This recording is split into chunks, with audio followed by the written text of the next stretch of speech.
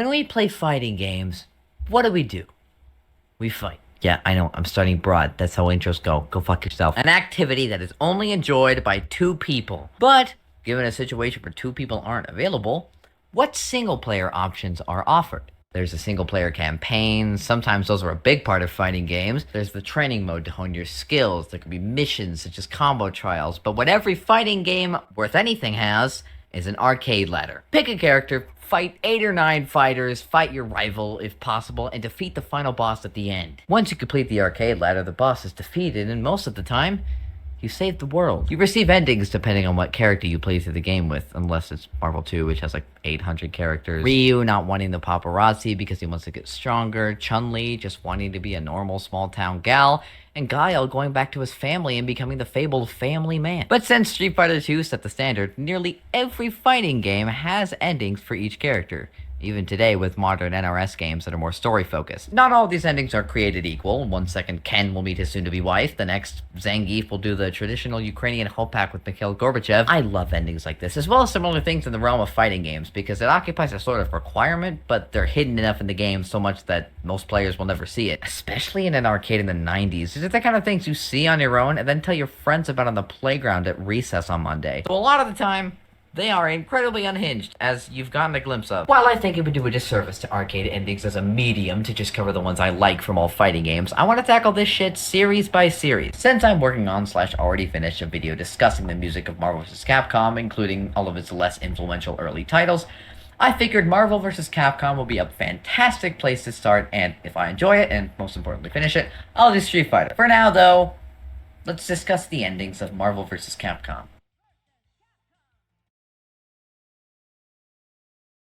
For the uninitiated, Marvel vs. Capcom is not the first entry in the franchise. Well, it is, but it isn't. If the franchise is defined by having Marvel characters and Capcom characters fighting each other in a fighting game made by Capcom, Marvel vs. Capcom Clash of Superheroes is the 5th game in the franchise. Before that, we were blessed with X-Men, Children of the Atom. What makes this an entry in the Marvel vs. Capcom series is not only was it made by Capcom, it also included Akuma as a boss character. Akuma's inclusion was such a hit, we got Marvel Superheroes a year later, which maintained the fighting style. Then we got X-Men vs. Street Fighter. Then Marvel vs. Street Fighter.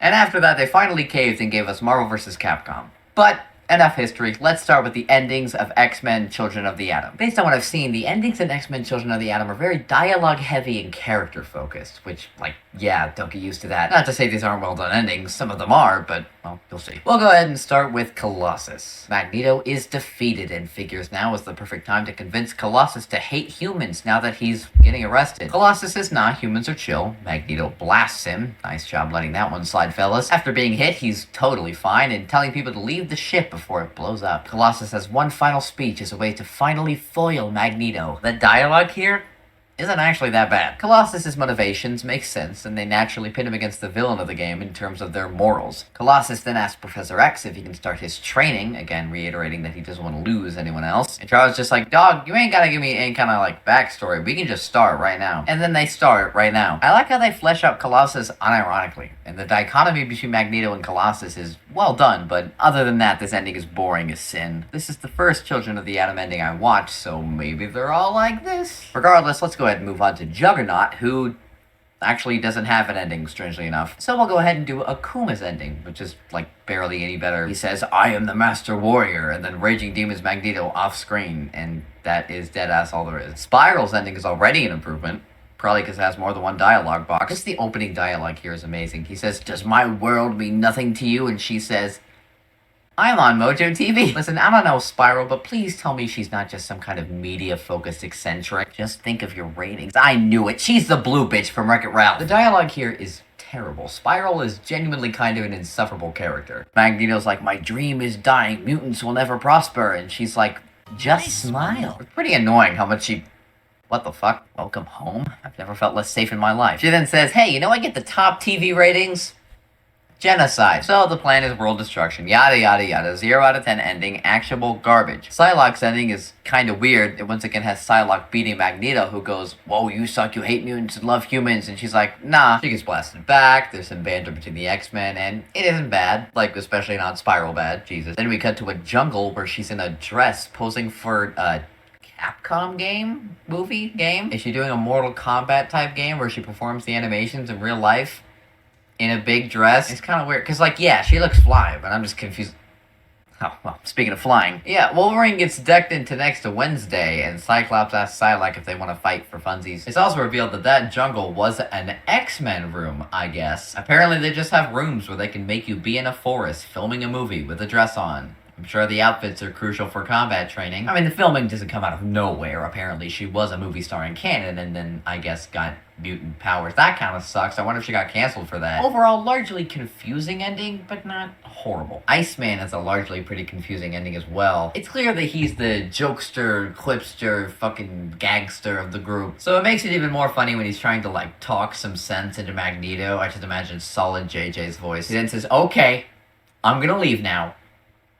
And then he stands there for like 4 seconds before Magneto gets impatient and blasts him back. Can't even blame the guy, he said he was gonna leave. There's also that weird bit where Iceman says that Wolverine was missing, but he never was, leaving me to wonder if it was like some kind of piss-poor attempt at a short joke. They leave, and Iceman, of course, goes to the beach and gives us probably the strangest dialogue in the game, but in a different way than WatchMojo.com. He goes to the beach and keeps building identical ice replicas of some of the women there, and for some reason they hate it and think it looks bad. And when that happens, he builds an exact replica of one of the villains. This then repeats like 3 times, same dialogue and all by both characters, until eventually he creates another replica that doesn't look any different from any of the other replicas he made, and they decide that it's actually good this time. I don't know what the intended reaction was to this. No, this isn't right. Only way to make something even funnier, say it 3 more times. Next we'll tackle Sentinel, who has a very funny ending. He beats Magneto, kills him, and then flies out to his home base, Majestic. Once he lands, he either manufactures himself or gets manufactured by some unknown entity, and his army goes to kill all mutants, as represented with the disturbing imagery of Sentinel whapping Storm in the head with a metal bat. This metal bat has been in every game that Sentinel is in. I don't know what it is. After Storm falls to the ground in just a blur, Sentinel takes that as conclusive proof that all mutants are dead, and then it's time for the humans to be next because we want to insinuate that Sentinels are evil. And I don't know what's funnier, the idea that Sentinels sent one mutant to Horty jail and took that as evidence that all mutants are dead, or Storm is the last mutant left on the planet and she comes up with this goofy spin move as a defensive and gets nailed immediately. 10 out of 10 ending, let's move on. Up next is Cyclops. I think now is a good time to point out that this game throws text at you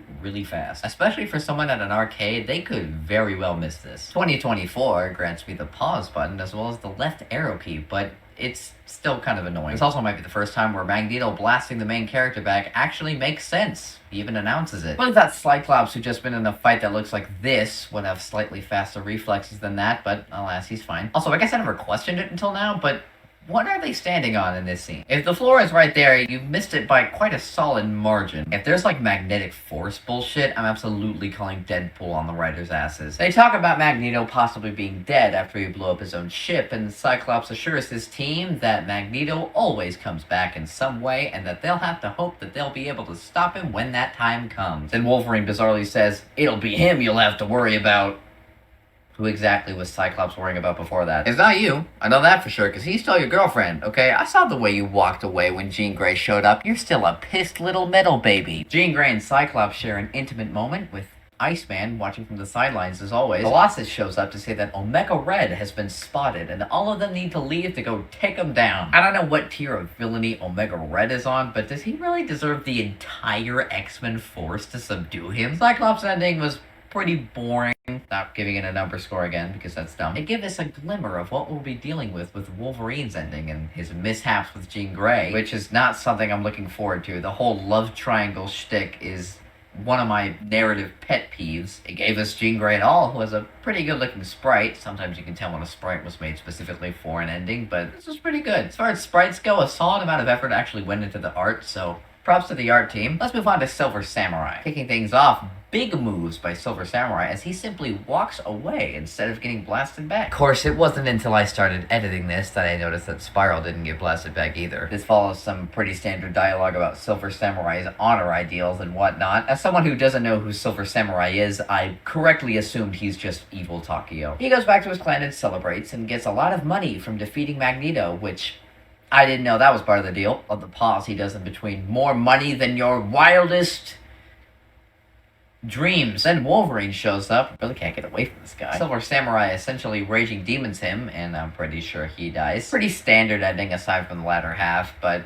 it could have been a lot worse. Magneto unfortunately doesn't have an ending. It's anyone's guess if you can even play as him, to be quite honest, but I don't feel like doing the research. Moving on to Wolverine, I think he really drives home how shockingly decent the dialogue is. Not only are all the characters distinct and I'm able to create a voice in my head quite easily, Wolverine especially has very charming dialogue. The way he calls Magneto Maggie, or how he actually takes a moment of reflection when Magneto blows up the Avalon, calling him stubborn until the end. Unfortunately, while the dialogue is good largely, what's happening on screen isn't. Cyclops and Wolverine arrive at the X-Men facility, and Jean Grey welcomes Cyclops, obviously. Wolverine, still being the pissed chromium child he is, he completely tears to shreds the flowers and cars on the floor. There's someone love, they don't even care. This leaves a sulking Wolverine to ride on his motorcycle without a helmet. Like, seriously, you wear a helmet all the time, but riding a motorcycle is when you finally take it off. And then, the craziest thing happens.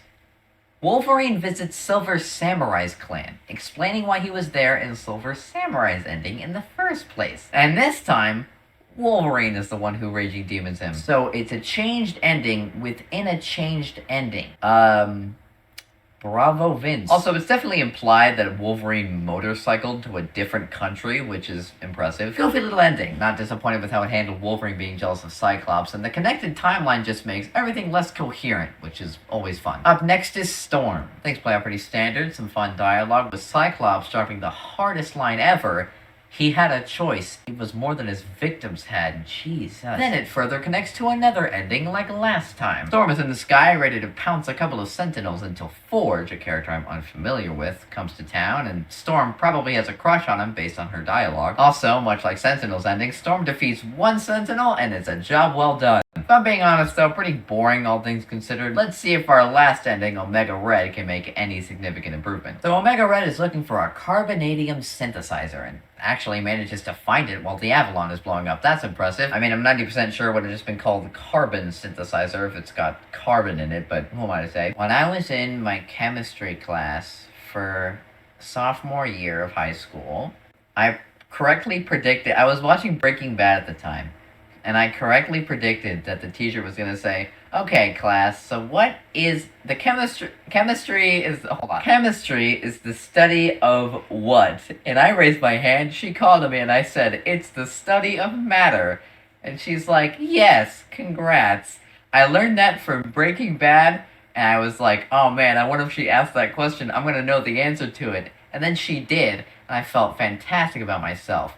I got a D in that class, by the way. The carbonadium synthesizer is said to cure a disease, but nothing really changed after he took it. He beats up a bunch of cops. Cyclops stops him, as alluded to in his ending, and yes, it's just Cyclops. I guess they all went to give him some hype, but then realized that he's got this. They fight, no one wins.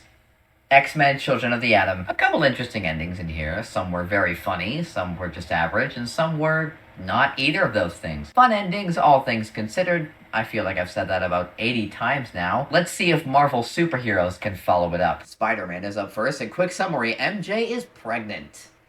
That's it. There's some weird dialogue, like MJ announcing this earth-shattering news to Spidey by saying, any room for a baby in that universe? Like, I feel like there should be a little more weight to this insanely dramatic news, but it's cute, I guess. What we'll immediately notice is that instead of sprite animations, Marvel Superheroes uses slides, which is slightly disappointing, but I definitely get it. Some of those sprites were actually quite high quality, and while the slides are well drawn, for the most part, it's just a little boring. Kind of like how BO4 butchered its final story cutscene by making it a PowerPoint. What was I saying? Since this ending is incredibly mid, we can move on to Captain America's ending. It starts by Captain America welcoming Thor back into something, either the world, the land of the living, or America. That line took about 80,000 takes. If even one of you makes fun of how I said the land of the living, I'm gonna scream until I throw up. They throw all the Infinity Stones into a black hole, and I don't know what role they play in maintaining the structural integrity of the universe, but I feel like shoving it into a black hole rather than just protecting it and using it when you need to is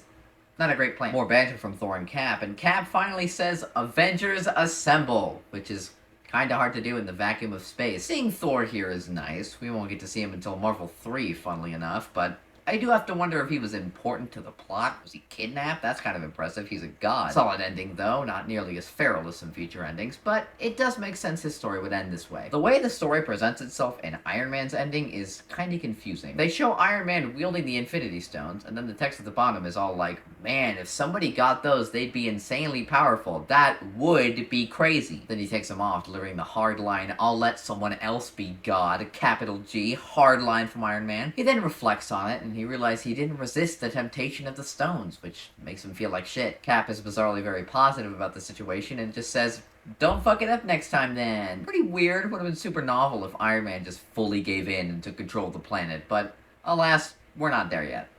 Socially, we're not there yet. Hopefully Dr. Doom can satiate my lust for murder. Not fucking really. He takes the stones, and then he takes over the world. No goofy dialogue, no opposition from the Avengers, barely any dialogue from Thanos. Quite the disappointment. You can do better, Doom. Juggernaut's ending, though, might just tug at your heartstrings. He beats Thanos, he's about to grab the gauntlet, when suddenly Adam Warlock takes it for himself and sends Juggernaut back to Earth. The music changes to show how tragic his situation is. He saved the Earth, and he didn't even get anything out of it. No congratulations, no appreciations, no gauntlet of limitless power at his whim, nothing. All of it led to nothing. And he fucking deserved it. Adam Warlock, stay winning. Juggernaut fans, go fuck yourselves. Yet another villain. Blackheart's ending is next. We got to Mephisto, Marvel's version of Satan, which brings me back to the days of WandaVision, where everyone thought Mephisto was going to be the villain, which would have been 10 times better of a twist than what we got. Mephisto here is this disgusting bird thingy, but if I'm being honest, I have no idea what's going on. Like, is that Blackheart? I thought he had limbs. Mephisto wants a Blackheart to give him the stone so they can wreak havoc onto Earth, but Blackheart wants to do it himself, so he steals it, and it ends. Makes sense, though. Blackheart is an evil guy, a real kooky character, mayhaps even an infernal demon. Okay, what the fuck is happening here? Blackheart isn't even on screen, but he's the only one talking. Besides the art sort of taking a nosedive, this ending is fine. I think Marvel Superheroes is perfectly settling for mediocrity here. Just like it's fucking music. Now we can move on to Hulk's ending, and this one's slightly better. It's worth pointing out that Hulk in this iteration is Smart Hulk, meaning Bruce Banner and Hulk are combined. In other words, he can speak English, but he's still green. Hulk comes home to his wife after beating Thanos and makes the really strange comment, all work and no play makes Hulk a grumpy boy? Why is it vaguely suggestive? Huge turn of events here. Hulk jumps out of the plane to Vegas because it's faster. Yeah, faster way to become a corpse. Just because you can take the fall does not mean that she, hanging on your shoulders, can withstand the force of dropping several thousand feet in the air. I'm so glad I have 2 Zofran left, because I'm gonna need it after completing these lines. Unintentional murder aside, Hulk's ending is a breath of fresh air from the mediocrity that was the other endings, and it doesn't make me want to pour hydrochloric acid into my retinas. Psylocke is up next. She returns home, again completely disregarding the stones. I think Cap was just lying to make him feel better. It is exceptionally easy to just leave the stones and not use them. She goes back to Xavier's mansion where she hangs out with her friends. The narrator then goes on a rant about courage, friendship, and purity, and I don't give a fuck. Who's next? Shumagarath. He's a real nutcase. Certainly he won't just take the stones and then fuck off. Yup, it's exactly that verbatim. I write this as I react to it, so I'm pretty fucking disappointed. Wolverine's ending is definitely my favorite so far. Cyclops checks up on him by asking how he is, and Wolverine just says, same as usual. Too many questions, no answers. Jesus Christ. After completely turning down the power of the Infinity Stones, again, he goes on a journey to find out who he is. It's not much, there's no drama with Cyclops and Jean Grey, but it's a good bookend to Wolverine's story. Next is Magneto and Thanos, and I have a feeling I know exactly what these are about. Magneto's ending was surprisingly merciful. Instead of destroying the planet, he just creates Avalon so that the humans can't fuck with mutants anymore. Honestly, really faithful to Magneto's character here. And then there's Thanos. So Thanos has the stones. Every character defeats him with the stones, which is embarrassing. If he wins with the stones, things just go back to how they were, right? He already had the stones before they fought him. What could Thanos' ending possibly offer us? 2 endings. Okay, bitch. One ending has him doing the exact thing that I predicted, and the other just has him on the farm, just like Infinity War. All things considered, not too interesting, really. I would say it's definitely a step down from Children of the Atom. But X-Men vs. Street Fighter was an improvement in the music department. Will the endings be the same?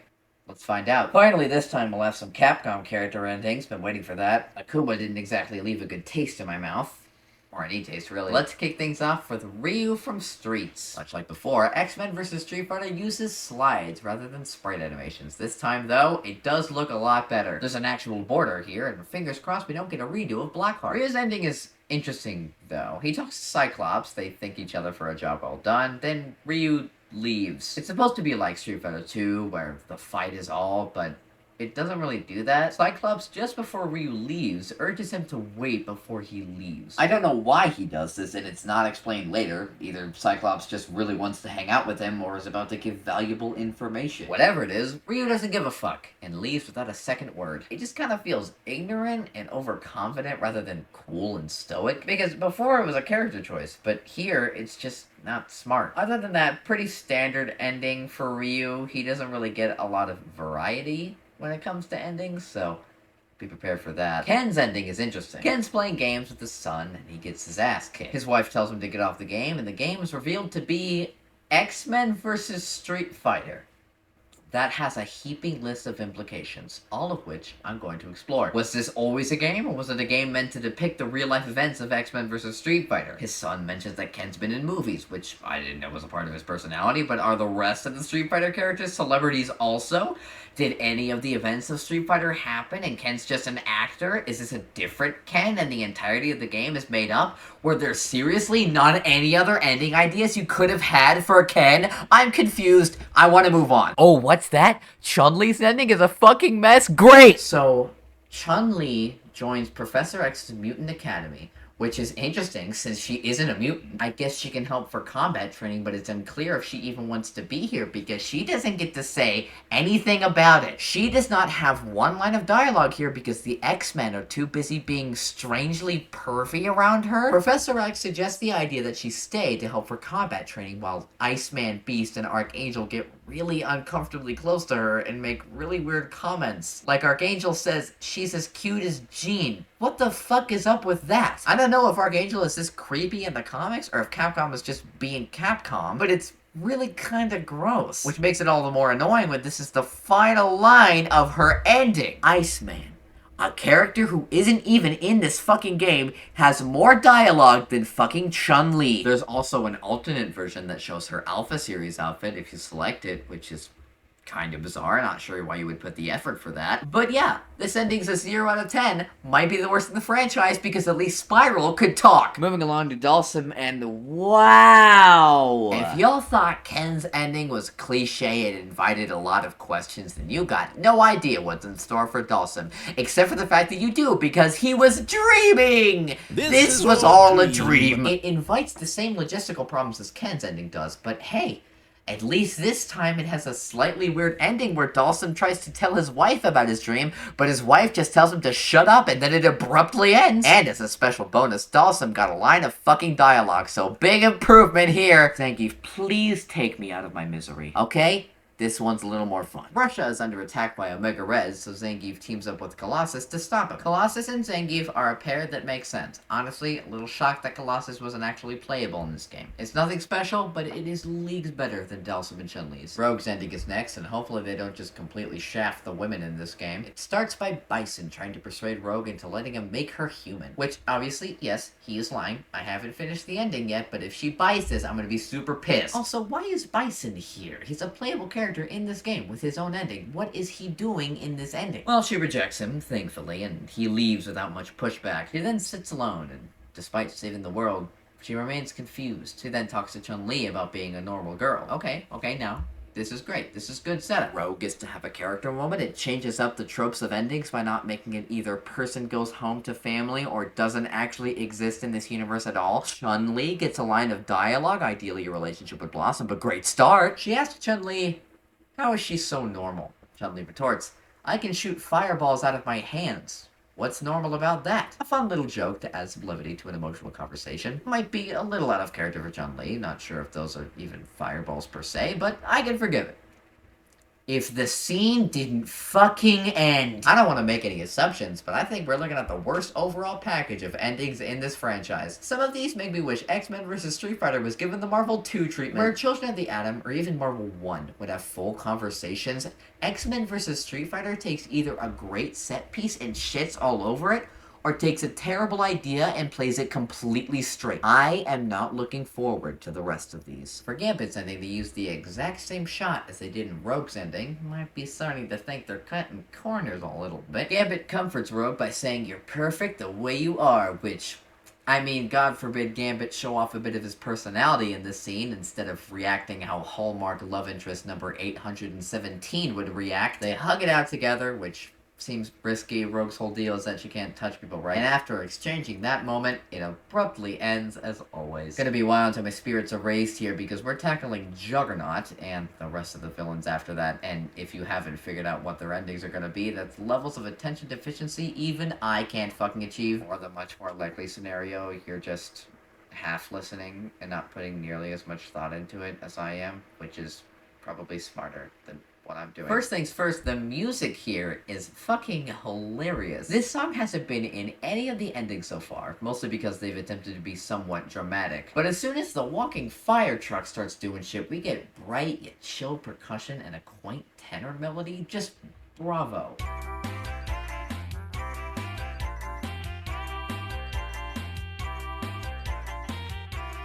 This ending might just be my favorite of the bunch. Maybe that's because I'm beginning to accept that these are just gonna end really abruptly. But Juggernaut spends the entirety of his ending shit-talking Apocalypse and spouting about how he's better than everyone else. Really glad Juggernaut's had a solid variety of endings. Guess world domination wasn't in him. We also get this shot, which is just comedy gold. Everything in the room is gray and faded as all Apocalypse can see in his near unconscious state is Juggernaut going on an insane rambling about how cool he is. I'm a certified Juggernaut hater, but I cannot deny this is funny as hell. Maybe they just did Juggernaut pretty well in this game. You know, apart from moveset, design, personality, useless. Crap like that. So, before looking at these endings, I didn't really know Magneto that well. After looking at his endings, both Children of the Atom and Marvel Superheroes actually do our Chrome Caper quite well. Learning about his backstory made me intrigued. In a world with mutants, the injustice mutants would face would be sure to drive a man with good intentions to dark places. Marvel Superheroes did a great job of showing this. He's not a psychopath, he's in the wrong and willing to kill people, but his heart is in the right place. Magneto never killed a single person in his ending. That wasn't the point. The point was to allow mutants to prosper, and in his mind, he achieved that goal. In X-Men vs. Street Fighter, he kills M. Bison, takes over Shadowloo, and quests for world domination with Balrog, Vega, and Sagat. What the fuck? Certainly you can see what's fucked up about that, right? I don't have to spill it out for you. Magneto, despite not being a character I was incredibly invested in, just got fucking character annihilated on the spot, and it kind of pisses me off. I mean, obviously this is just an ending in a random arcade game, but it just kind of stings, man. You had him so good, and you just completely balls the entire thing up. Moving the fuck on, M. Bison. He kills Magneto, which, I guess in this continuity, Magneto is essentially the M. Bison of the Marvel Universe, even though that's Doctor Doom, but whatever. After that, he conquers the world and sets his sights on conquering the universe, which, I mean, I don't know that much about the Marvel Extended Universe, but what all is out there to conquer? If it's just like Earth, all you'll be able to find is gas giants and rocks covered in divots. Are you dead set on fighting aliens and taking over their planets? I mean, he's evil, so I guess so, but you know, whatever. Both Magneto and Bison have the insanely generic take over the world ending, and while Magneto is worse, it's still not groundbreaking here. So how does Akuma stack up then? Well, not world domination, so that's nice. Wolverine is just chilling atop a Japanese pagoda. I guess Wolverine just likes to take trips to other countries on his fucking motorcycle, likely without a helmet. He then asks Akuma if he knows anything about his past, and Akuma says he'll only provide answers if they fight. So they do that. Obviously, this ending invites questions. If Wolverine is curious about his past, which, yes, he is, why the fuck would he go to Akuma? How the hell would he even find him? He went to a random pagoda in Japan, and Akuma just showed up. That's fucking lucky. Last time I checked, there are a lot of pagodas in Japan. How many pagodas are in Japan? Okay, maybe not as much as I thought, but that's still a lot. Are they implying Akuma knows something about Wolverine's past? If so, why does he of all characters know that? It'd be way funnier if Wolverine asked Akuma about his past, they fight, Wolverine barely wins, and Akuma's like, I don't know why you ever thought I would know. I seriously don't even know your name. But hey, no world domination, so that's a big plus. Let's move on from the villains and tackle Akuma's new sparring partner. Wolverine beats Apocalypse and meets Jubilee, and they spend the entire ending talking about how cool Ryu is. Not not a great direction to take an ending, especially for a character as important as Wolverine. It'd be worse if it was somebody that I cared about, but when it's Wolverine, it's just confusing. Couldn't come up with an ending for Wolverine. He has more closure in Akuma's ending. Love the dialogue here, though. Ryu is an honorable fighter with great honor. He sure is. Much like I said before, I rate these descriptions of each ending as I watch them, so most of my reactions are genuine and are written without prior knowledge of what comes next. Most of the time. And right now, Cyclops is making me nervous. With Apocalypse defeated, he further understands the need for mutants and humans to live peacefully. Which is like, did he not understand that before? Like, before we were just heavily suggesting it. Now that I bested this incredibly generic villain, the entire motivation for the X-Men is really starting to make sense. I'm looking too far into this, I know, but with the collective 4 lines of dialogue each ending has, it's impressive how many questions each ending raises. He shakes hands with Ryu, just like the title screen. How cute. Ryu leaves. Cyclops doesn't stop him this time, and that's it. Other than that, there's absolutely fucking nothing that happens in this ending. There isn't even a Jean Grey cameo. She shows up in Chun-Li's ending, but not Cyclops. That's embarrassing. Storm's ending is really starting to put into place that these ending writers want pretty much every female character to settle down and find a man. And whenever a character doesn't have a man and doesn't have a desire to have one, they do something a lot worse. Like, I get Jean Grey and Cyclops, right? There's that whole love triangle with Wolverine. But Rogue? I mean, I get it. It's an ensemble cast. There are gonna be more than one relationship. That's fine. And hey, they're cute together. I support it. But like Storm, every ending she's had involves getting together with Ford. Is it too much to ask for a female character's whole motivation not to just fuck whatever male X-Man is available? Like, I know I might be reading too much into it, but why do you feel the need to give Storm, of all characters, a love interest? That's like giving She-Hulk a love interest. They are powerful and compelling characters on their own. Do they really need one? Yeah, okay, I just came back to this upon finishing the entire script, and like, wow, that is some insane foreshadowing. All that is to say, Storm's ending involves her saving Forge and rekindling their lost love because, of course, Shuma-Gorath shows up so the relationship is put on hold for the time being, and no, that isn't better, and it doesn't fix the problem. Storm's ending is lame, and we only have one lady left. Hopefully she can break the curse of women endings being really shit. This dialogue of a boyfriend? Sabretooth? Warren and Thunderbird. Okay, so that's 3 people. That's way fucking worse. First, though, we got Sabretooth, and the very first frame is Ryu, Chun-Li, and Charlie Nash are fucking dead. They were killed by this lady, except, actually, Sabretooth did that. It's just framed really bad. She's the only alive character on screen, and she starts by saying, "Mission accomplished," except Sabretooth killed them. Sabretooth then attacks Wolverine. It ends, of course. Wolverine is screwed here. If Sabretooth just killed Ryu, Chun-Li, and Charlie Nash, he does not stand a chance. But we're gonna continue to be in perpetual suspense for the end of this one. Kinda like how I'm in perpetual suspense for one of these endings actually being worthwhile. Yeah, I'm kinda mad. We've gone over Ryu and Chun-Li, so let's discuss our last corpse here. So, Nash, as his big victory for defeating the biggest bad that not even Ryu, Chun-Li, or the X-Men could take down, he gets captured by Shadaloo fairly easily given what he just faced. Gets tortured and then fucking dies. Yeah, Charlie really took some inspiration from that last ending. Pretty shocked this piss stain of a game actually had the fucking balls to kill off one of its characters for an ending. I mean, that's gotta be a mainstay for the franchise at this point. Although, I don't actually remember if it was in the last 2 games. If you haven't buckled up for Marvel 1 yet, get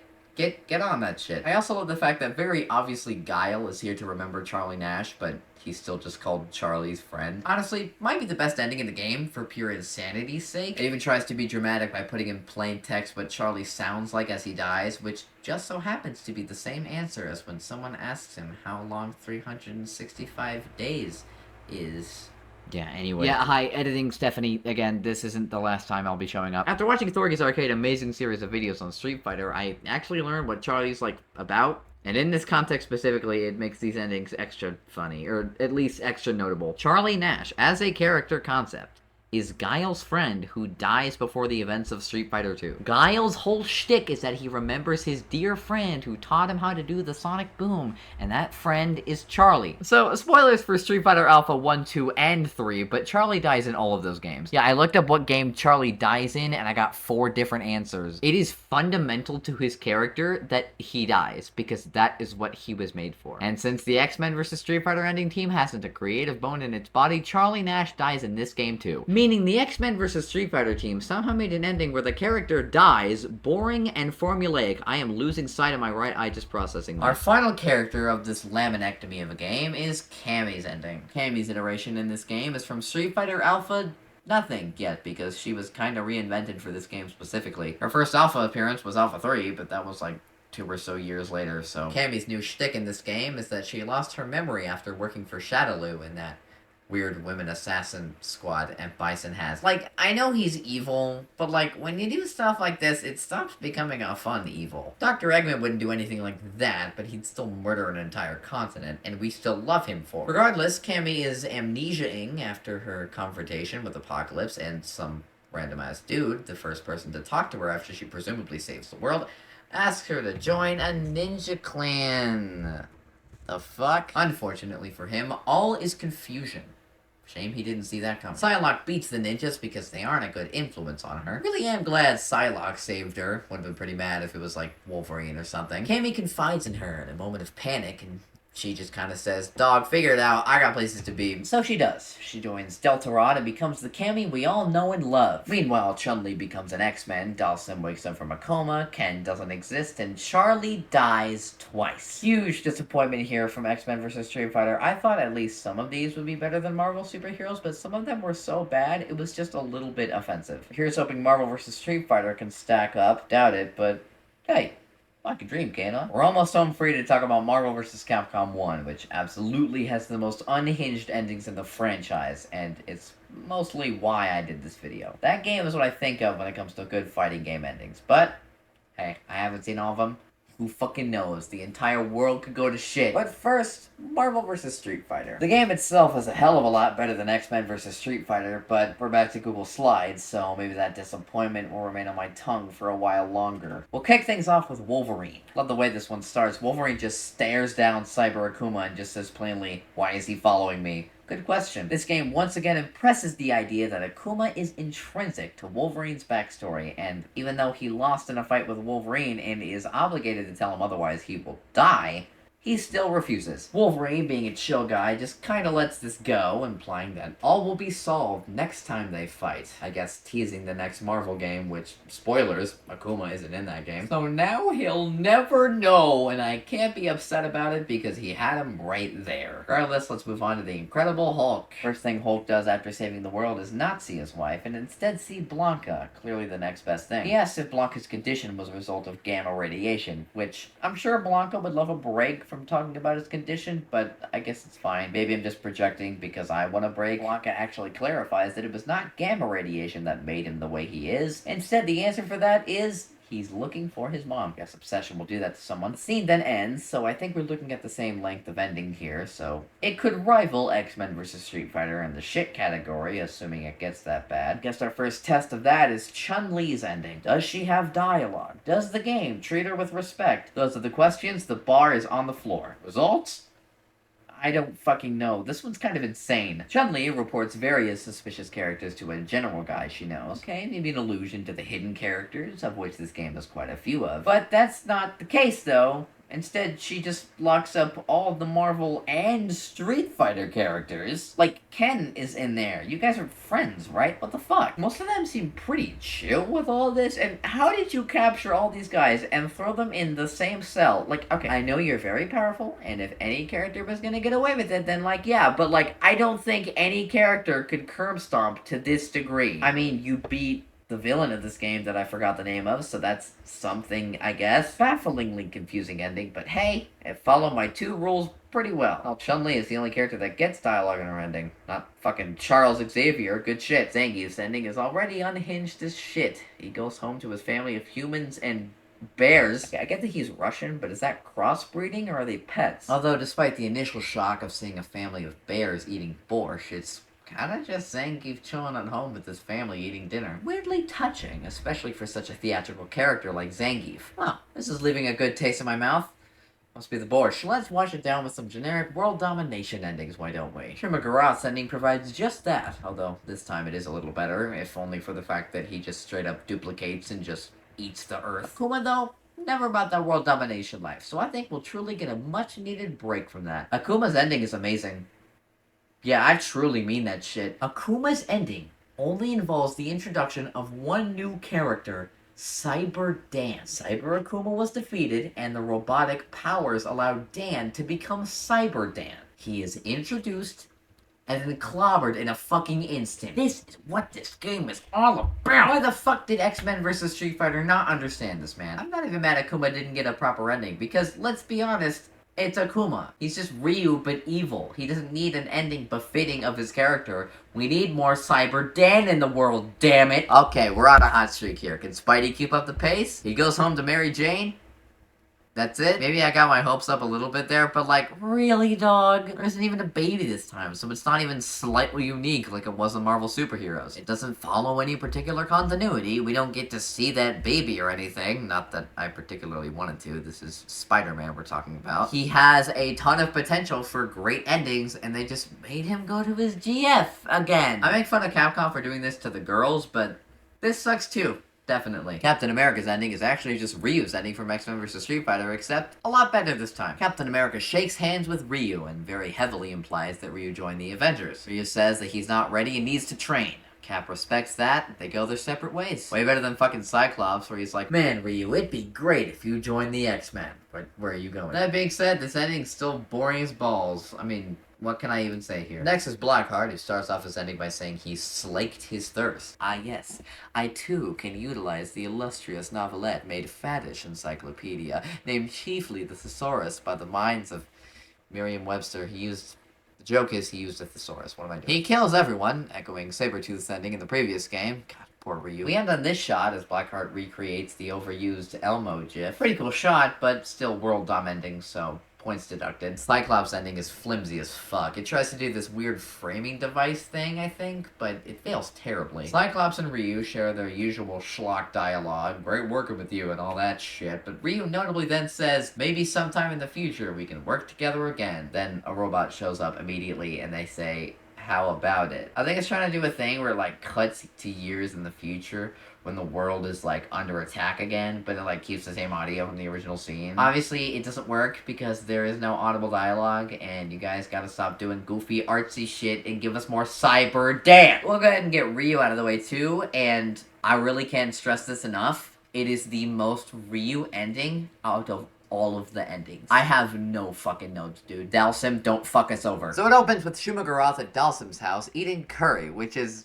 honestly really cute. I mean, Marvel vs. Capcom as a concept is really just getting to see those two characters that you know interact and produce funny dialogue, so I have no notes here. I do have quite a few things to say here, though. First of all, Dalsim welcomes Shumagarath into his home, and there's funny dialogue, but after Shumagarath says this world will be enveloped by chaos, Dalsim says, what are your thoughts on reincarnation? This feels like it borders on racist. I get that Dalsim is Hindu, but reincarnation probably isn't the second thing that comes up after curry. I know Dalsim is pretty racist on the regular, but I feel like this game definitely could have done better. I don't know how many games before this point gave Dalsim dialogue and chances to interact with other characters, but does reincarnation, the idea that to a non-Hindu outsider is essentially one of Hinduism's main appeals, gotta be the second thing that comes up? I'm not Hindu, so like the rest of this video, I really don't know what I'm talking about. But you can see where I'm coming from, right? Besides the potential racism, this ending isn't much at all either. Aside from the fire set piece that is Shumagarath at Dalsim's dinner table, this ending is lame as fuck. Next is Dan, and I don't know if he's gonna be able to top Cyber Dan, but, well, he can certainly try. It didn't. Like,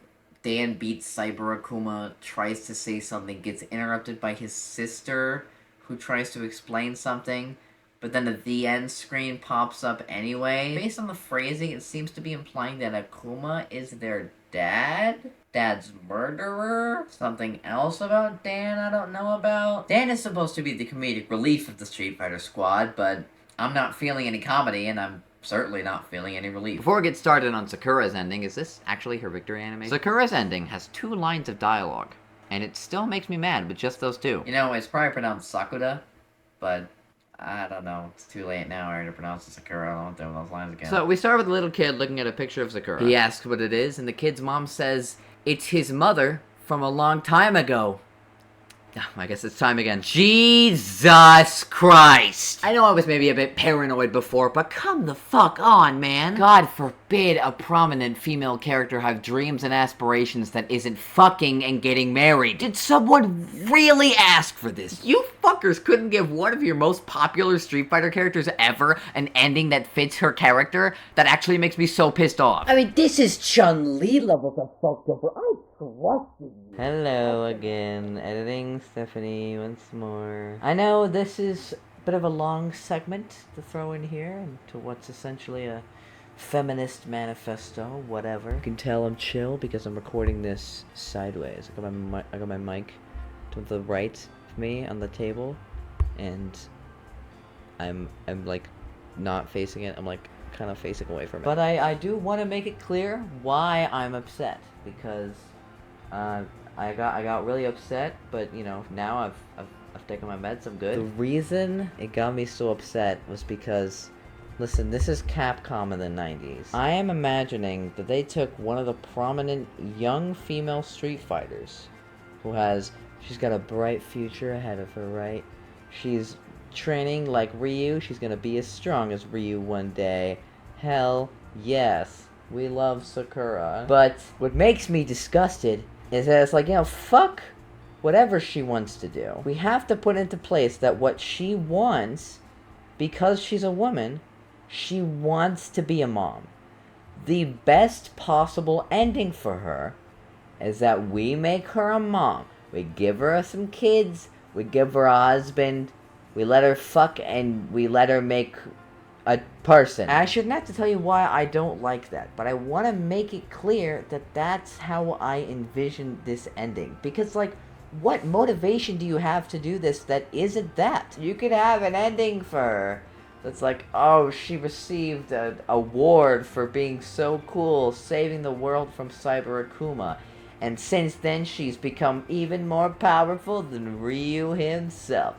And now, she's living the dream. She's wandering the world, becoming stronger, making friends. Everything is super cool. No, because she's a woman, we need to let the older audience know that eventually this teenager will fuck somebody and create a person like she's supposed to do. That's how I see the motivation behind this.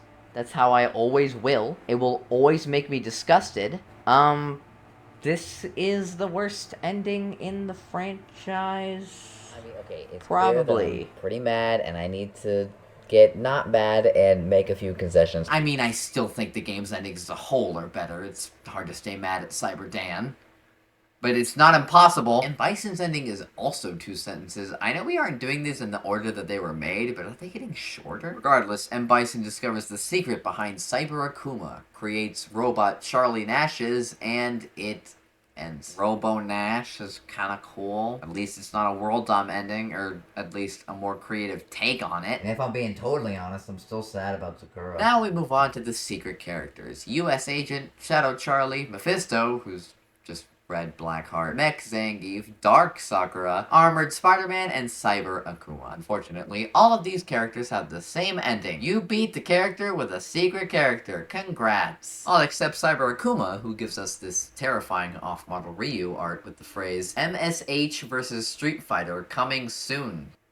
What? We literally just beat the game. It does feel like a slap in the face that the characters that are hidden behind cheat codes and achievements don't have an ending beyond a good job, friend, and a Ryu with more mouth than face. At least Dark Sakura gave us this gem. Definitely using this as an outro. Up next is Ken's ending. Yeah, I forgot this ending somehow, and I didn't realize it until I was editing. Which is a shame, since this one is terrible and feels like a personal attack on me. Ken wakes up from a dream and I'm already getting flashbacks. And it turns out it's exactly what I most feared, because this is actually a blatant retread of Dalsim's ending from X-Men vs. Street Fighter. Ken wakes up from a dream, Marvel vs. Street Fighter was the dream. And like, sure, it makes me mad, but there's nothing else to add here. It ends as abruptly as usual. It invites a plethora of questions, but at least Dalsim's made more sense for Dalsim. It's like the game wants to pull a prank on me, but it's the exact same prank as last time, so I'm more prepared for it. Not only that, but I've completely exhausted any and all vitriol I had for this, so now I'm just ready to move on. Switching up the order just a little bit, we have the final Marvel character, Omega Red. Omega Red's ending is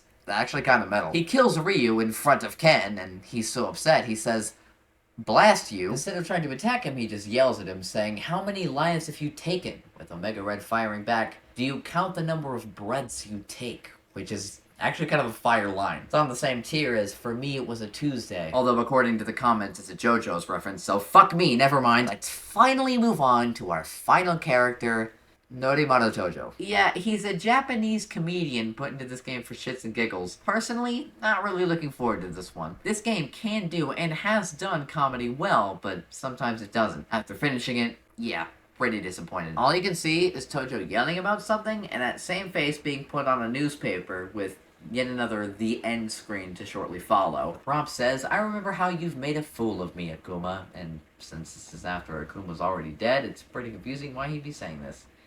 Hey, wait a second! The sentence itself, combined with the very bizarre inclusion of Captain America and the fact that Tojo was a Japanese-only deal, makes me think this is a mistranslation. But even then, man, I honestly don't know what to make of this. It's probably funny for people in Japan. There's probably a cultural difference, and the mistranslation would obviously not be a problem, but I just have nothing. Okay, so the footage I'm using for all these endings is from Dr. Bad Vibes. Shoutouts to them. I point that out because they have a fully translated version of Norimaru's ending that's largely different from what I saw before. The one I watched before was from Aigo Grigo, but this one has completely different text. So I guess as a one last fuck you to me, let's dive in. So Norimaru, after defeating Cyber Akuma and Apocalypse, I totally forgot he was in this game, he sets his sights on...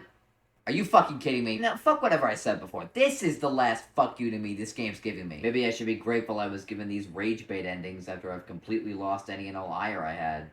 Actually, no, fuck that. You are a mean ass. Jerk City called. They want their mayor back. Anyways, he takes over the world, dies, and tortures kids in the future during history classes. The end. I mean, yeah, aside from it rubbing salt into a nearly healed wound, this ending is better than it was before. Like, it isn't nothing now. As far as World Dam endings go, it's among one of the best. But yeah, it's unreal how ready I am to move on to Marvel vs. Capcom. I just finished editing Marvel vs. Street Fighter, and I want this video to be out so bad. Are we done with Marvel vs. Street Fighter? Thank fuck! Pretty fitting ending for Marvel vs. Street Fighter, given its baffling conclusion and weird quarter attempts at comedy. Hopefully we don't have to deal with any more of these in Marvel 1. Good God, we are finally done with X-Men Children of the Atom, Marvel Superheroes, X-Men vs. Street Fighter, and Marvel vs. Street Fighter. So we can finally move on to the real reason we're all here. Marvel vs. Capcom. Yeah, 51 minutes into the video, I just got to the main topic. What a weird franchise. Our current rankings of each games would look like from worst to best: X-Men vs. Street Fighter, Marvel Superheroes, Marvel vs. Street Fighter, and Children of the Atom. X-Men vs. Street Fighter was a genuine slog to get through at points. It also didn't really have any standouts aside from Juggernaut, I think. Charlie? At its worst, it made me really mad. At its best, mid. Marvel Superheroes was pretty much just that. I barely remember anything that happened in those endings, apart from all the family reunions. At its best, mid, but at its worst, also mid, if we're being honest. Marvel vs. Street Fighter was better than both, but might occasionally be worse. On average, it's funnier, but not by much. It's way better than Marvel Superheroes at its best, but could arguably be worse than X-Men vs. Street Fighter at its worst. But I'd take the shit that makes me furious over the shit that makes me bored, so 9 out of 10. Finally, our current top spot is X-Men Children of the Atom. I wasn't surprised by any means. These weren't groundbreaking endings, but it's got good character moments spread throughout, charming dialogue, intentionally funny moments, unintentionally funny moments, and it's sprite animation, so that's a point from me. I know it was probably budgetary restraints, but I don't give a fuck. Pretty sure Marvel 1 is gonna blow this one out of the water, but a decent time. With that all finally wrapped up, I've built this up for way too fucking long. So much to the point that it probably won't live up to y'all's expectations, but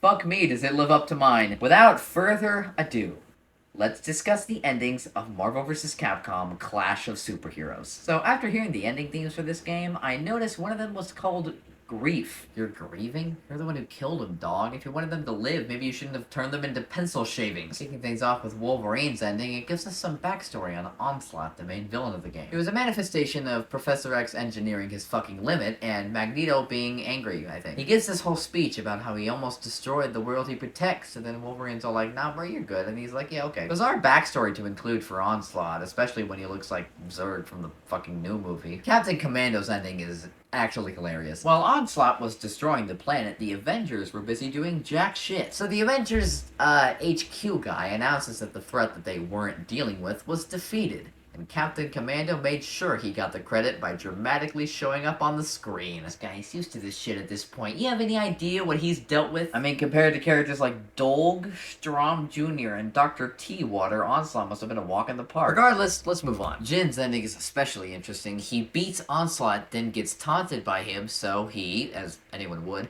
tornado kamikazes and fucking dies. Yep, much like Charlie Nash, he's dead. Look at Ryu, he is grieving. This is how the grief comes into play. Imagine composing for a fighting game that has so many endings where the characters just die that you have to make a song specifically for that occasion. Fun fact though, each hidden character has endings.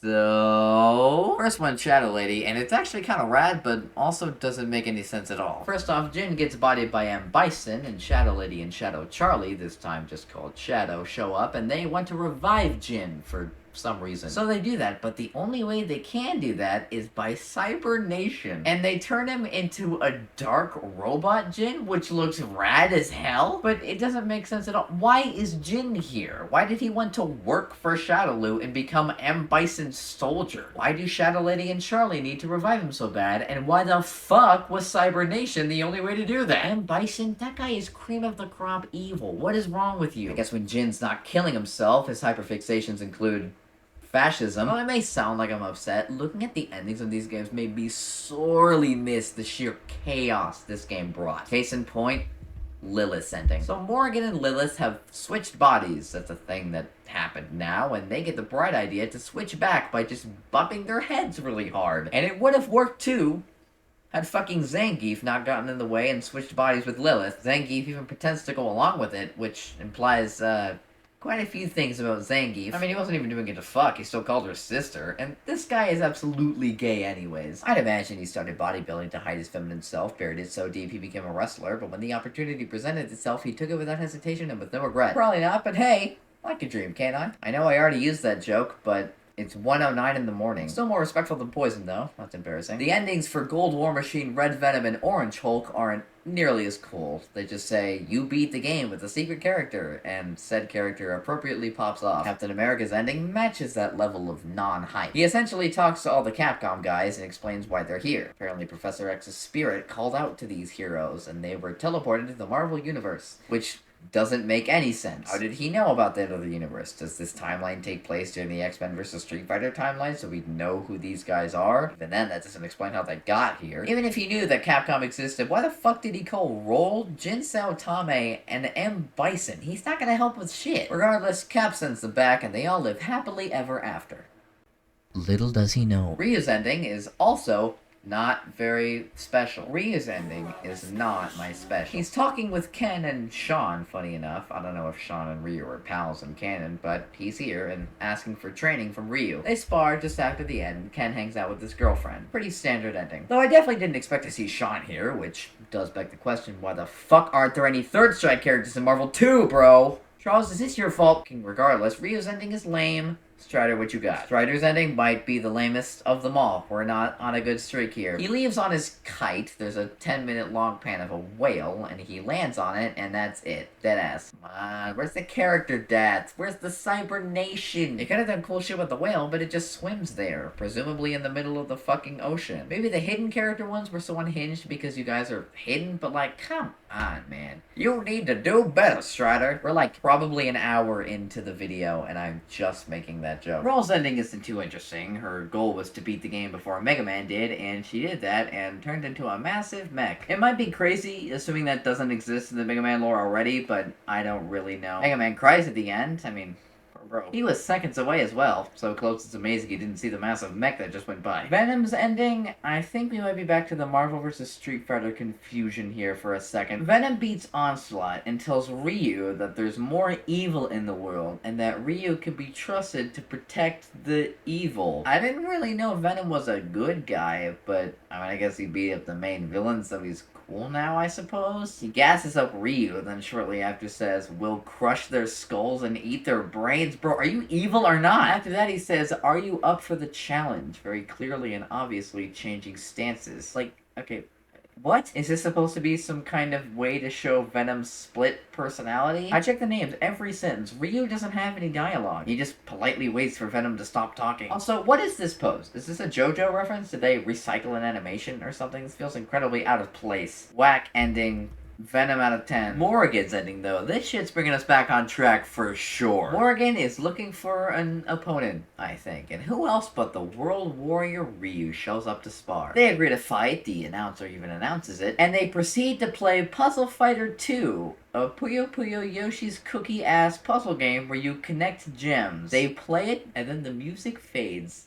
This ending is fucking everything. I don't know Morgan, but why would a succubus need a partner to fight? Doesn't she just want to fuck people and then kill them? How does fighting, much less puzzle fighting, have to do with any of that? How in the fuck did they find the inspiration to make this ending? I know Puzzle Fighter 2 is a real game featuring Street Fighter and Darkstalker characters, but holy fuck! This is absolutely the second coming of Cyber Dan, and I couldn't be happier. I dearly appreciate the fact that they opted to not give Morgan, a very significant Capcom character, an actual ending that suits the character. This is the fighting game where the Hulk can murder Mega Man. There is no need for character-fitting ending, unless you do the exact opposite to an extremely stupid and insufferable degree. In fact, here, if you want a lesson on what not to do, War Machine. He flies up into the sky whilst giving a speech about maintaining peace on the earth and how it's a never-ending battle. Listen, boring as fuck, okay? Morgans knows exactly what it is, and it's executed beautifully. Fire ending, one of the best in the series. War Machine, just go home. And War Machine took that personally because he doesn't show up in any future games. Except for the game right after. Let's talk about the Hulk's ending. This one's yet another bang. Onslaught, after being defeated, lets out one final kamikaze blast, and Captain America sacrifices himself to contain it. At least that's all I can gather from what we see, since Onslaught just turns into DNA strands, and Cap just charges in headfirst. After he dies, Hulk and the X-Men hold a funeral? It's at the place he died, and it's unclear how much time has passed, but regardless, Professor X gives a eulogy about how great of a man he was. Yeah, this shit was hilarious. The corny dialogue combined with the sheer gall they have to kill Captain America, and specifically Hulk's ending, makes this an ending for the ages. Moving on to Gambit, he's talking with Morgan and making these elaborate Rose metaphors like, ooh, she's as pretty as Rose, but she's also got thorns like a rose. Then Rogue shows up and snatches him away, almost calling him Shuma Garage. Pretty fun little ending. I'm glad the Marvel and Capcom characters get to interact. I mean, this is what it's all about. Granted, nothing, actually happened, but hey, it's cute. I'll take it over most things. Spider-Man's ending sees him taking a picture with Ryu so he can sell it to J. Jonah Jameson. He just saved the world, and he's headed back to a job wherein he isn't respected. In fact, the very work he does is forced to be self-deprecating, since Jameson is like an Alex Jones type, but 50 years ago. Man, that aged like a fine wine, didn't it? Can't believe Marvel predicted the invention of misinformation. Spider-Man doesn't really quip so much as he just straight up describes his situation to Ryu, who probably doesn't want to be trauma dumped. After they take the picture, it kind of just ends, almost reminiscent of some of the earlier titles. I still don't think Spider-Man has been given a proper chance to be fun and goofy, which is a shame. Pretty subpar ending, all things considered. Okay, the moment of truth. Chun-Li's ending. Given the general boost in quality Marvel 1's endings see across the board, I'm not too nervous about this. Except for the fact that I am, because I saw it, and it's so much worse than I could have ever imagined. Okay, I'm gonna be rambling a little bit here, so I'm actually going to do you a favor, and I'm gonna give you a whole ass timestamp, because I'm about to go on a fucking tirade, and it's not gonna be fucking pretty. She tracks down M. Bison, and he effortlessly captures Chun-Li and is about to make her one of his weird killer bee things. When this happened, I saw every dark reality flash before my retinas. If they seriously just made Chun-Li fucking evil as her ending, I swear to God.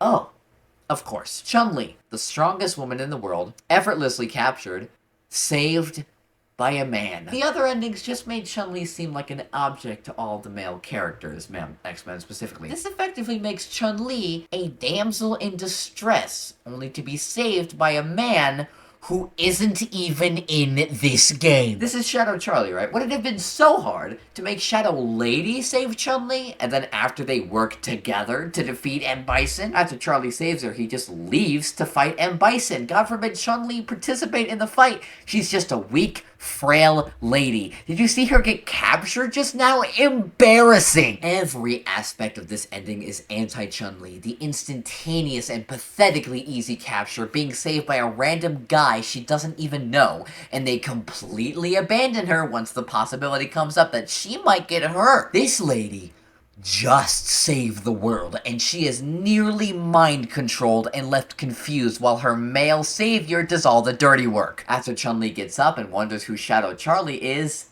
it ends. Chun-Li is used seemingly as a plot device to set up M. Bison as a villain and Shadow Charlie as a hero, while Shadow Lady is completely fucking absent. It might seem like I'm looking too far into this and I'm looking for potential misogyny to be mad at, but is it seriously so bad to want one of the most famous female protagonists in fiction, whose appearance in Street Fighter II sent shockwaves for female representation everywhere, to not be treated as second to her male counterparts and humiliated in a matter of seconds in an ending that you only see when you win as Chun-Li? Every ending that includes a female character, which there are like 5 of, by the way, has said female character directly interact with or measure up to a man. Chun-Li gets saved by a man. Roll only compares herself to Mega Man. Lilith switches bodies with Zangief. And Shadow Lady includes Shadow Charlie, once again saving Jin from being M. Bison's pawn.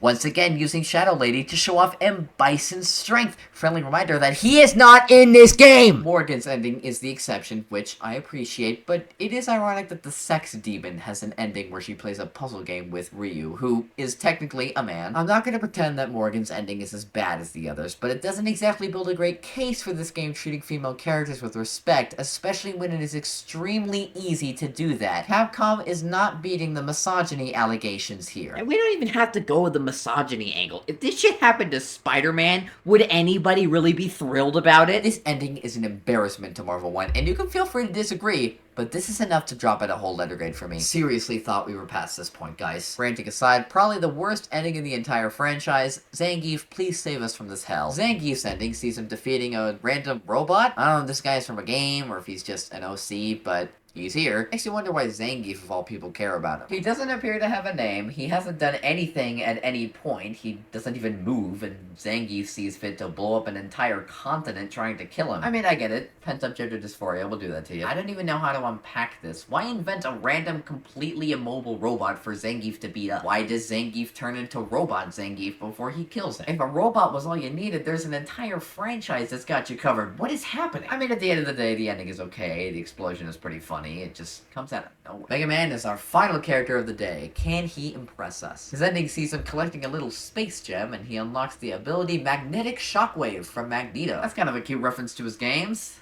Is it gonna end there? Okay. I mean, he does actually get to use this weapon in regular games now, which is unironically rad. But definitely would have wanted some kind of story to go along with it. Okay, Jesus Christ, that was Marvel 1, and it really took a nosedive there at the end, didn't it? I guess I should apologize. I spent this entire video hyping up Marvel 1 to no end, and in a lot of ways, it did live up to that for me. Jin, Morrigan, Hulk, Captain Commando, the secret characters like Lilith and Shadow Lady bring fantastic endings to the table, some of the best in the franchise. And while there were always going to be endings that are boring, like War Machine, Strider, or Cap, most of these endings seem to embrace the silliness that the concept of Marvel vs. Capcom invites. Arcade endings are technically supposed to answer the question, what would happen if they were the one to defeat the big bad? But when you stick to that rubric, you notice that 90% of the characters just go back to their families and just are happy. When you give fun little alternative endings for characters who would otherwise be boring, that's how you sufficiently create a reward for the player's hard work. But then there's the other side. Marvel 1, as well as various other games in this franchise, sometimes attempt to go a little too serious, and no, I'm not referring to the Cap and Jin dying. You know exactly what I'm talking about. I mean, unless you skip to that timestamp I offered you. This franchise has a weird obsession of building future conflicts. Wolverine and Akuma had a multiple game-long backstory that, spoilers,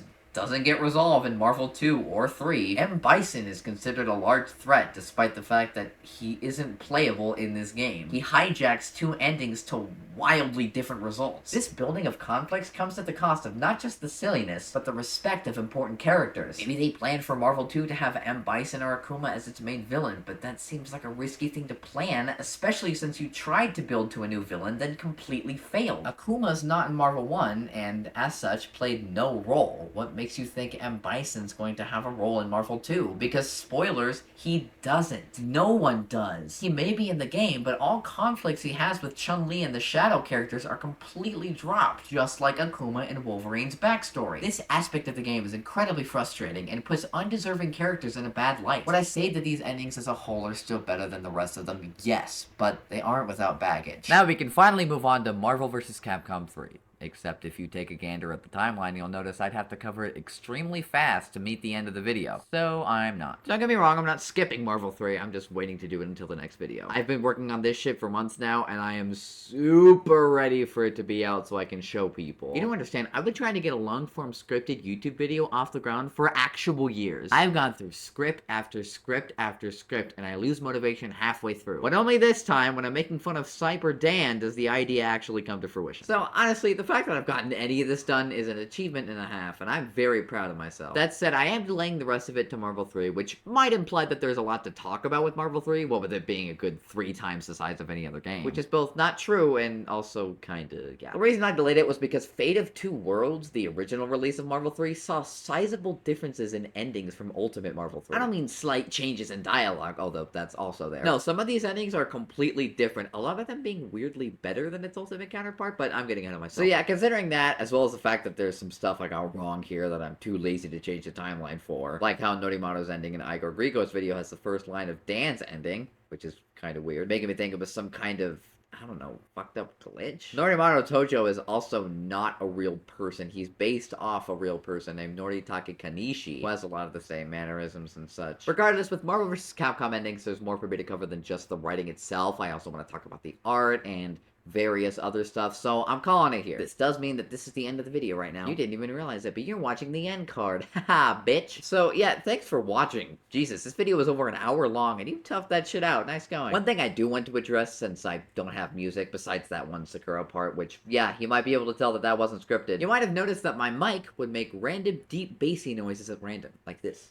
Almost like I'm giving it a playful punch. I'm not doing that. It's just kind of a thing my mic does. Before I started recording this, I thought it'd be nice to hold my mic, but I don't have a good way to hold it, and it just amplified the punching problem tenfold. I just kind of placed it on the table, which, yes, I know that's not great mic etiquette, but my stand lost a screw, so I'm kind of backed into a corner here. So, yeah, unfortunately, the mic hitting is probably here to stay, but I just want to let you know that I am aware of it, because it'll occasionally get on my nerves at times. One thing I also want to say here is, holy shit, Marvel is back? I started writing this in February. I had no idea Marvel was going to be back, and now this release aligns perfectly with the Marvel resurgence we've been seeing in the FGC. But yeah, I'm a person whose interests, or dare I say it, hyperfixations, are quick to change, so it probably won't do me a lot of good to talk about what I want to do next, but I actually don't care. What I said in the intro remains true. I do have a Marvel vs. Capcom musical progression video in the works. Don't get me wrong, I haven't finished writing the Marvel 3 section, and I still have to listen to Infinite, God help me. But yeah, before I delete the mountains of footage I have, I do want to get that out. I maybe won't tackle it immediately after I finish the endings. I do have some other ideas in the works I want to try as a breather in between those two ambitious videos. Or more than likely, knowing me, the entire thing's gonna be a much larger project than I realized, and it won't be much of a breather at all, but hey, who gives a shit? Not gonna spoil anything. That way I don't look like I think I have a bigger audience than I do, and I don't make promises that I don't keep. But yeah, that should do it for stuff I have to say. Here, do I have an outro? See you later, nerds? That's kind of mean. Maybe I'll just do the Scott the Woz thing where I end the video with a joke. Although it's probably too late for that.